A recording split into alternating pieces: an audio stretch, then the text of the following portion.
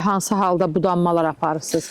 Budamalar ümumiyyətlə il boyu aparılır. Gördüyünüz kimi burada indi biz dərindən budama işləri aparacağıq quruduğu üçün. Biz bunu buradan kəsirik. Ümumiyyətlə ağacların çətirləri qalın olanda orada hava oynaması baş vermir və ağac qidalanmır.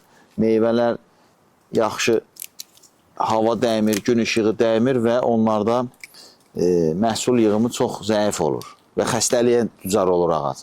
Ona görə də həmişə çalışmaq lazımdır ki, ağacın ortası, çətiri hamısına gün vursun. İçəriyə doğru baxan putaqların hamısını kəsib atmaq lazımdır. Görürsünüz bu putaq, bu külək əsdikcə buna dəyəcəkdir, düzdür? Həm də bu bar verməyən putaqdır. Ona görə bunu buradan kəsirik. Görürsünüz buradan içəri putaq gedib girib. Onu da kəsirik. Hər ağacın özünün ayrı-ayrı budanma metodu vardır. Yəni armud ayrı budanır. Xəstəlik var, qara külləmə xəstəliyidir. Göbələklər var üstündə, kif atıbdır. Bunu ümumiyyətlə bunu buradan biz yığışdıracağıq. Dərman vurana qədər digər putaqlara da zərər yetirəcək. Və görürsünüz burada bunlar bir-birinə toxunduğu üçün xəstəlik yayıla geçir.